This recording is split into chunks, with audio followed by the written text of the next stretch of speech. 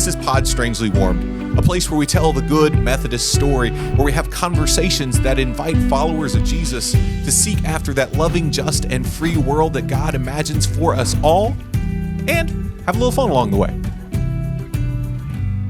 Hi, and welcome back to Pod Strangely Warmed. Today, we continue in our series of getting to know the leadership in the newly unifying Horizon Texas Conference. Today, with us on the podcast, we got the finance team. We got the money men in the house. And so that is really good. Reverend Jeffrey Pehl is here. You're the new CFO of the Horizon Texas Conference. And Scot Yarbrough is our senior staff accountant. Thank you guys both for being here today. What do y'all think of the title Money Men? Can we work with that? We were talking about wrestling just a little bit earlier. That'd be your tag team name maybe, or? Sure, it could be, but we do have several other members of the stewardship team, and they are all female, so we don't want to exclude them. Fair enough. I didn't see it in the budget, but I do understand that there will be an expanded pod studio sometime, so we can get all of the finance team and all of the other teams together, so everybody can get in. Yes. Oh, well, in just a second, Jeff, we're going to hopefully get to know you and Scott a little bit better. Can you share with us as we get started the rest of the stewardship team? Sure. Our controller is Vicki McCarthy. And our benefits administrator is Sean Marie Riley. And then we do have Shirley Miller with us until the end of the year. And then Sheila Hayes is our accountant. Very good. Thank you both for being here. And hopefully next time we can get everybody in the same room. I know we had a similar problem with Kevin and the operations staff just last week on the podcast. But thank you for being here to represent that stewardship team. As we get started today, thank you first for introducing everybody on the team. That is an important thing to remember, that we've got a really substantial team, and y'all are here as ambassadors of that team, but not the whole team. Jeff is really, we're the only ones who had time available. Okay, fair enough. They ditched us. Yeah, so, you got a good point there, Scott. You hung out to dry. Hey, just keep that in the back of your mind as things move forward. Next time the podcast comes asking, you're like, tag not it, not me. It's somebody else's problem. Well, since you're here and since you did have time, and we are thankful for that, can you give us a little window into when you're not being the chief financial officer of the annual conference, Jeff? What do you love to do outside of work? What shapes and forms you and kind of gives you joy?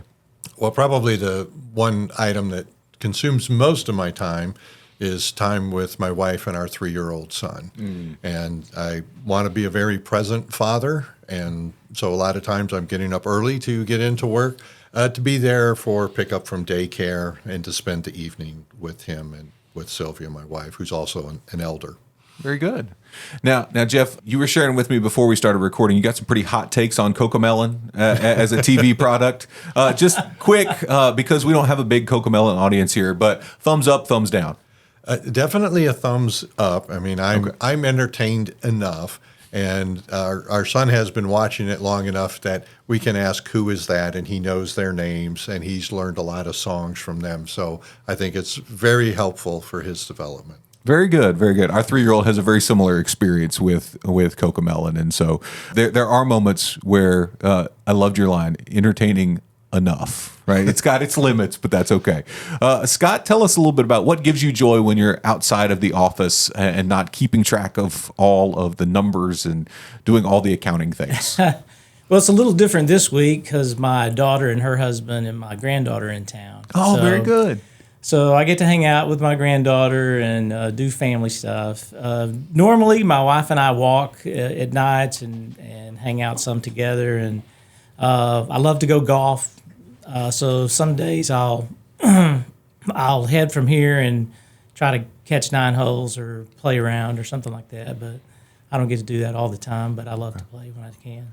Do you have any tips for those of us who only play once or twice a year in like the Glen Lake golf tournament or the church golf tournament, and the 4-man scramble is the only way we know how to play golf worth a hang? Oh, definitely. Yeah. I would say my biggest tip would be have no expectations. So that I thought you would have said play more often. Play more often, or don't have any expectations of playing good.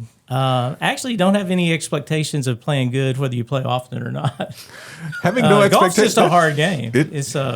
I think I can handle have no expectations. The playing more often is really a struggle. But having no I believe that the 4-person scramble is my prime mode of golfing, and I just name going in. We may count my stroke 3 or 4 times today, and it's probably going to be on putts. So you just need to know that. And that's good. They used your shot some. Right. So hey, that's good enough. That's good.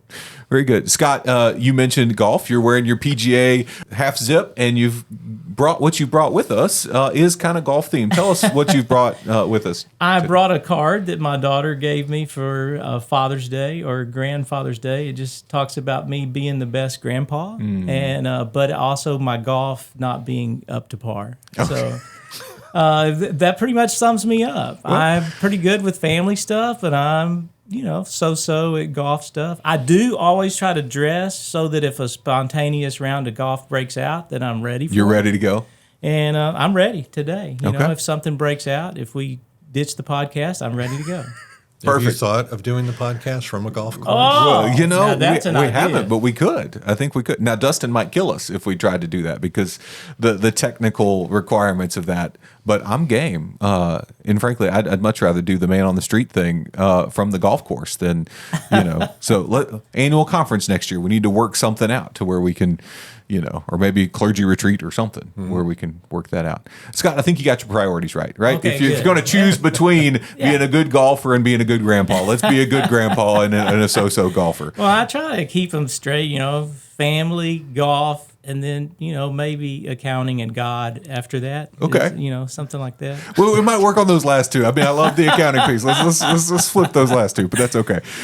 Jeff, what have you brought to represent yourself in this space today? So I brought a cross from when my wife and I went to the Pine Ridge Indian Reservation. This was a requirement for graduation from Wesley Theological Seminary that we have an intercultural immersion experience. Okay. And we went to the Pine Ridge Indian Reservation and just had a great insight into what's going on the reservation and what a lot of the people go through in some of the ministry activities.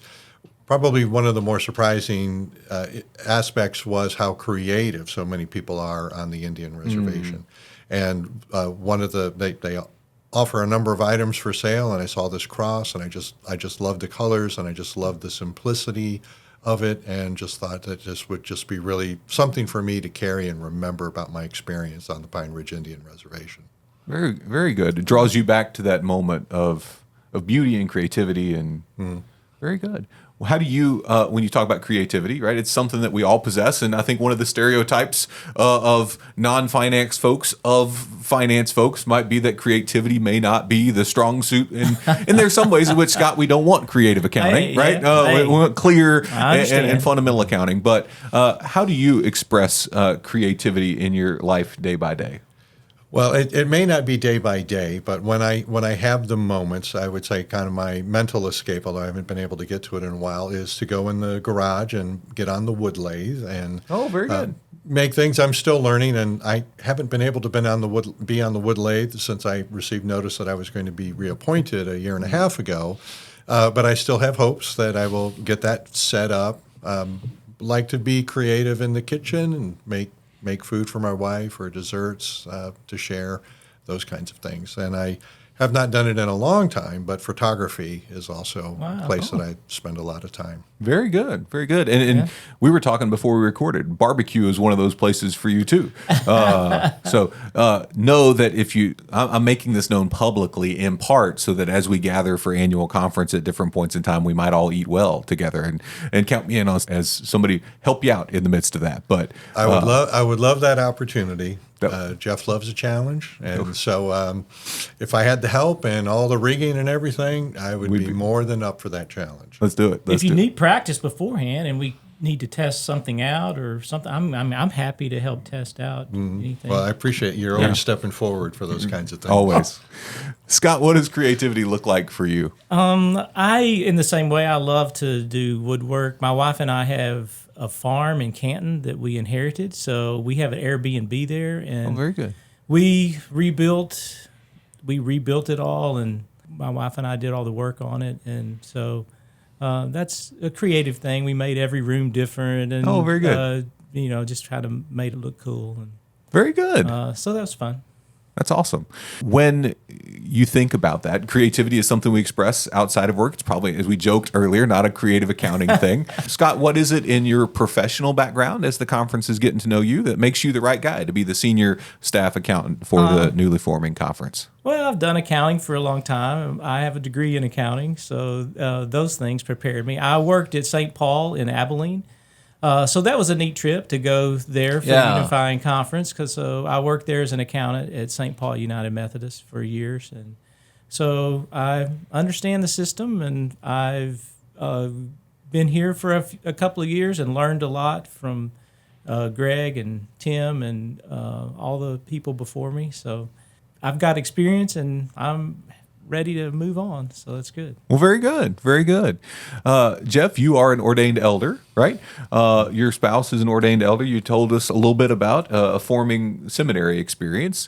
Not every pastor is properly equipped to be the CFO of an organization because we all bring different gifts to the table, right? Can you tell us a little bit about your experience and your gifts that make you the right person to be the CFO of the annual conference?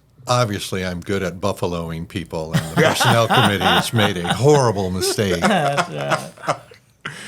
Oh, well, my journey is kind of unique because I've always gravitated toward accounting and finance. And if you look at my dad's side of the family, out of the 9 siblings, 7 of them are in the accounting industry in some way, shape, or form. So that just kind of rolled to me naturally.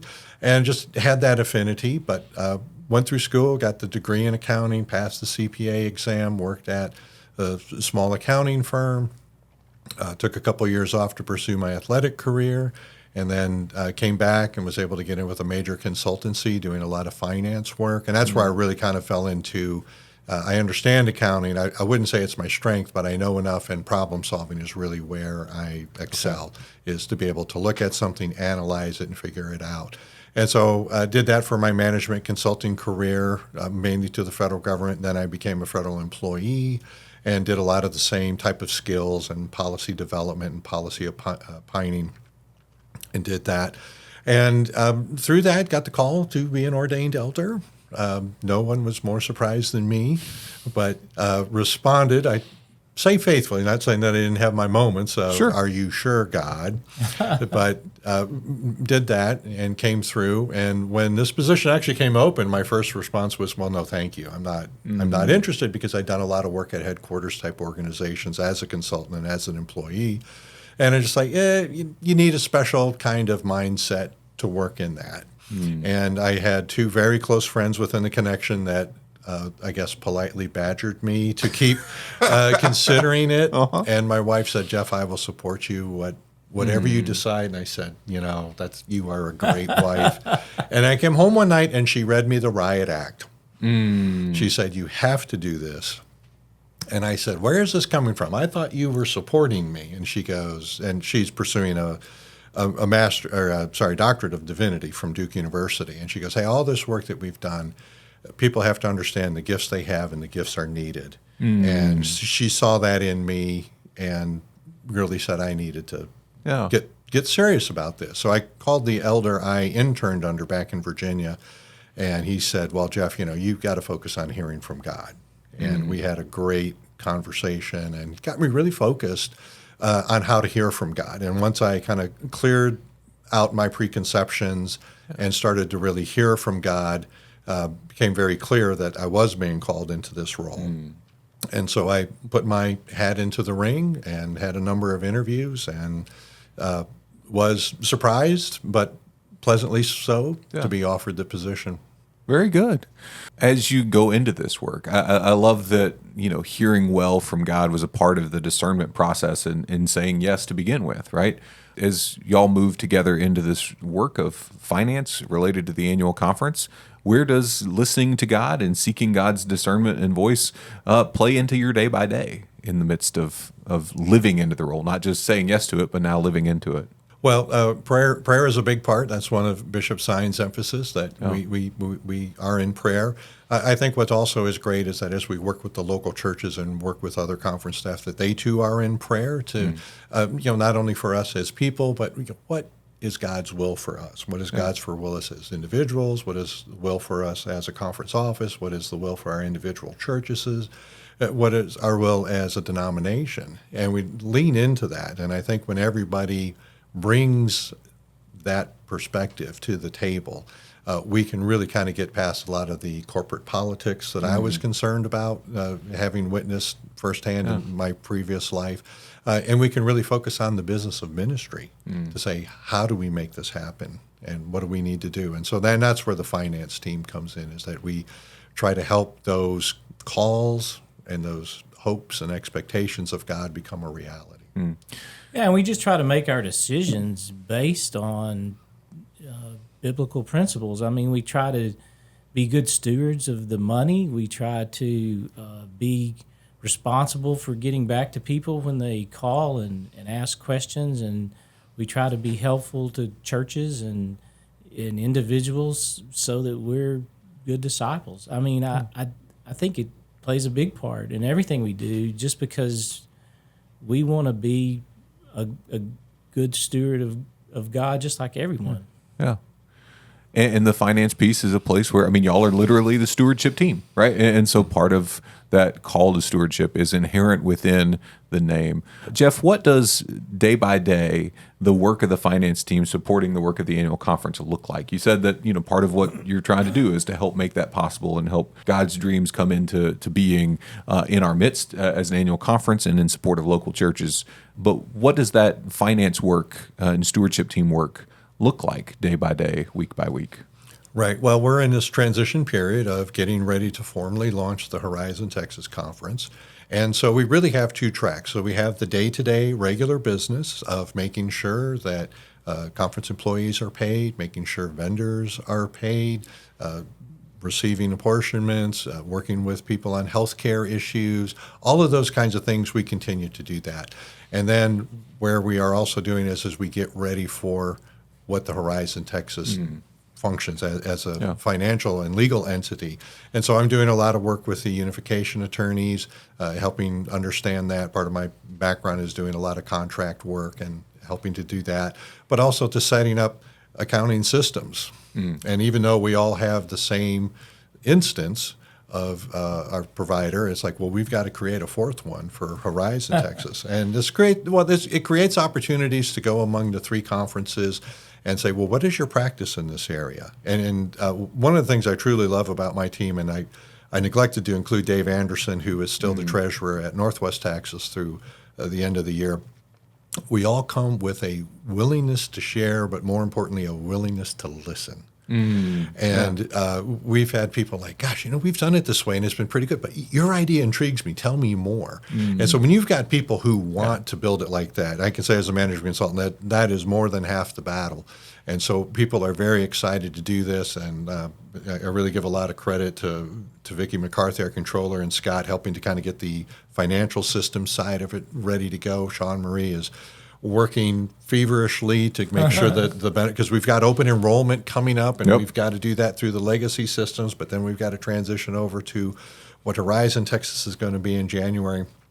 So there's just a lot of challenges. So my day is kind of divided for let's keep the ongoing activities moving, because we want to do things like get people paid, right? And but also, what do we need to do to be a success in the future, and what does that mean, and all the things that we need to do there. So, plenty of work to go around, but it's also, to me, it's very exciting. Get to work with some really motivated, committed people, and as we talk around possible solutions, everybody wants to listen, and I kind of just provide some guidance, and if we get stuck on a point, offer some ways to think about it differently, and most of the time, the answer that we want to pursue becomes very clear. And so that part is it's exciting because we're in agreement quickly, but also we aren't burning a lot of time to figure out what is the right answer, and then we can go on toward implementation. It's kind of funny you mention it that way. A lot of my days, I spend all morning working on things that need to get done, and then I spend all afternoon working on stuff for the future. Yeah. And Lunch is the dividing line.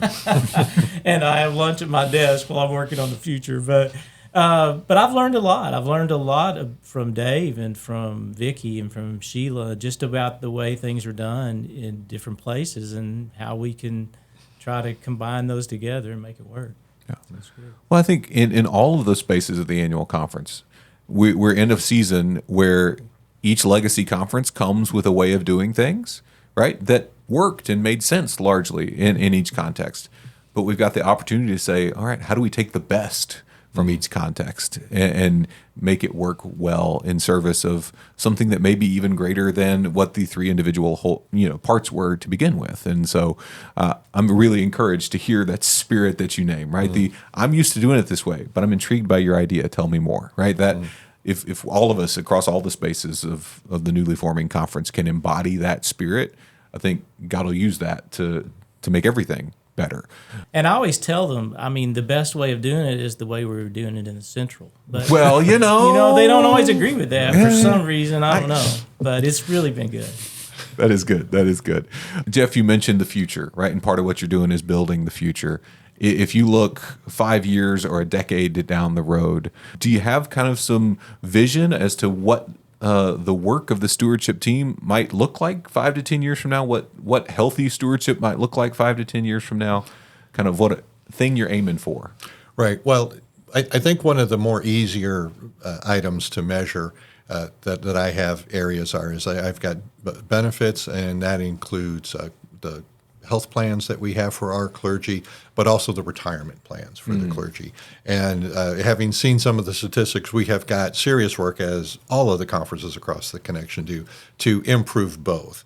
And so that is something I would like on that track. I would like our clergy to feel that they are on track for a secure retirement, that I could help bring some personal stories or just some insights, the way I explain things, that I don't sound like a CPA trying to hawk something, but really to help people grow into their understanding.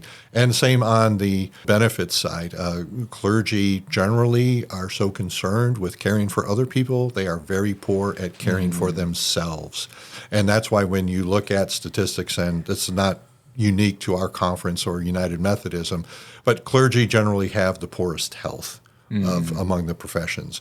And so what can we do to help people get excited about that? And take their own accountability. But I also think, being a connectional system, it's also part of that message is to the congregations is, your pastor cares for you. You get to see that every week. Please make sure you're doing something for that pastor, whether it's ensuring they take renewal leave or their vacation. Make sure in their reviews, are you doing things to get healthier? Because we want people to be around as long as God wills them to be around. We want all of that to be positive. On the kind of the more traditional finance side, what we're building is we want to build an infrastructure that is highly automated, that we get away from paper processes, that we eliminate rework. So one of the things that, as we're going with the same accounting system, we're asking questions like, okay, how can we integrate this?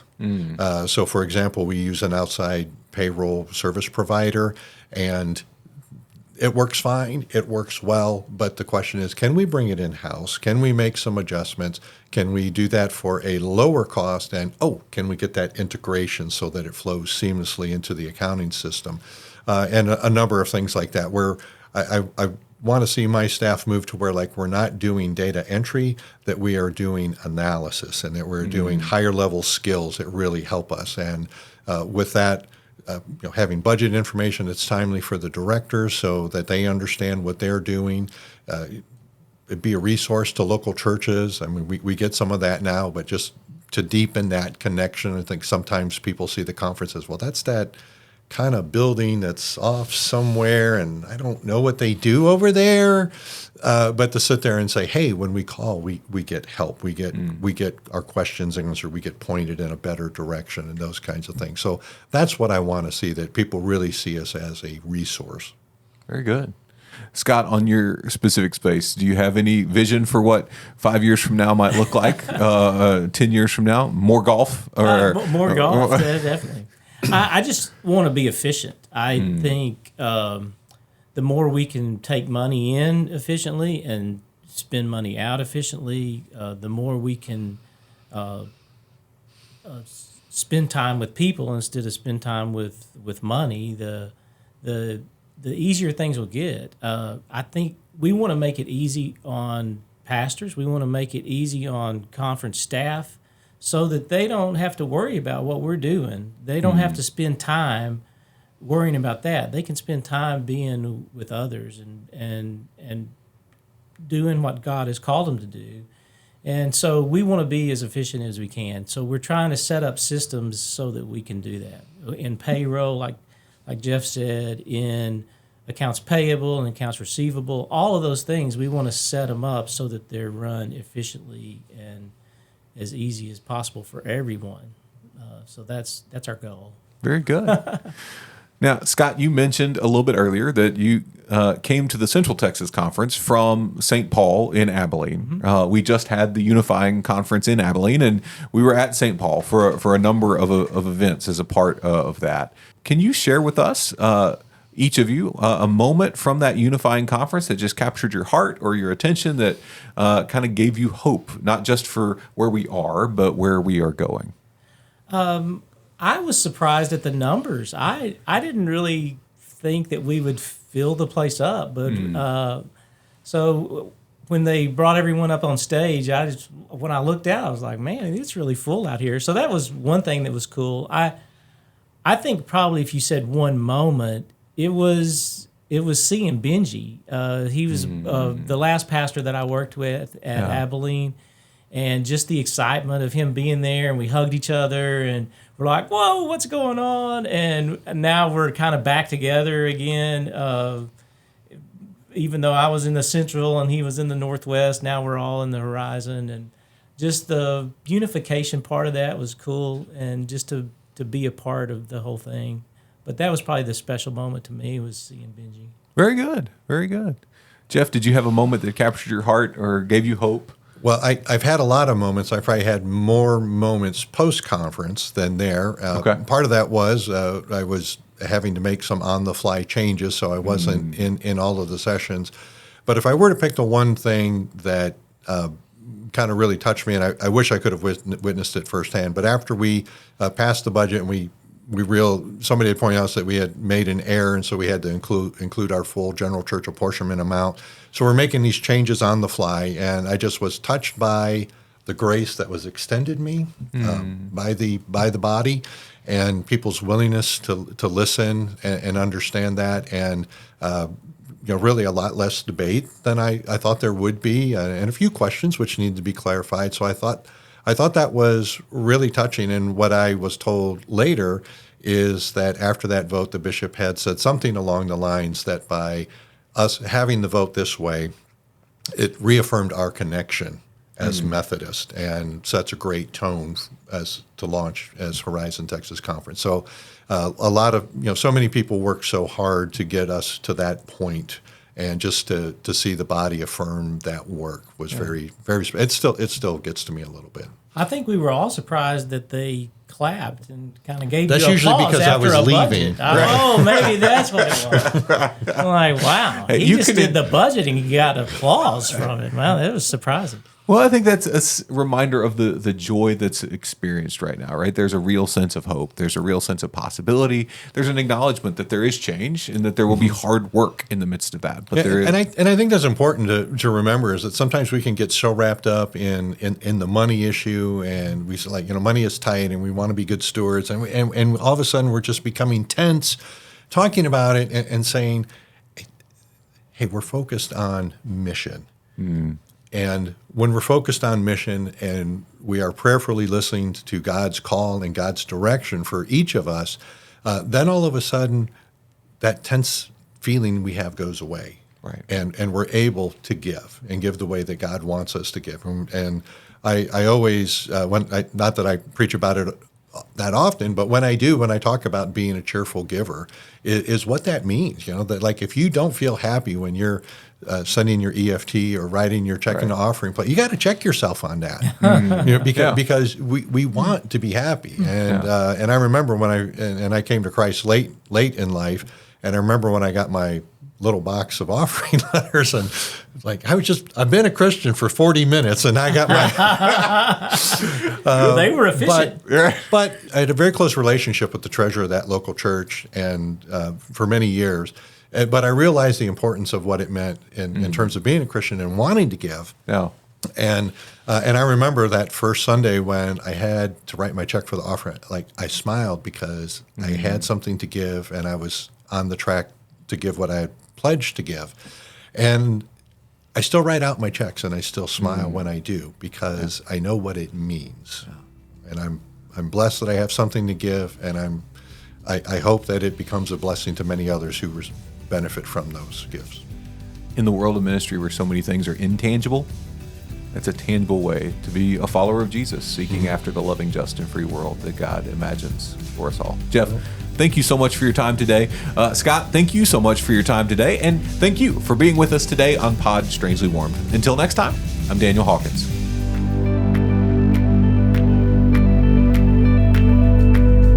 This has been Pod Strangely Warmed. If you enjoyed our conversation today, know that you can find us anywhere you find podcasts. On Spotify, Apple Podcast, YouTube, any and all the places, we are there. So if you want to continue the good United Methodist conversation that you've been a part of today, find us, like us, rate us, review us, and share with a friend, so that the good news that is happening right here in our own midst can amplify even more.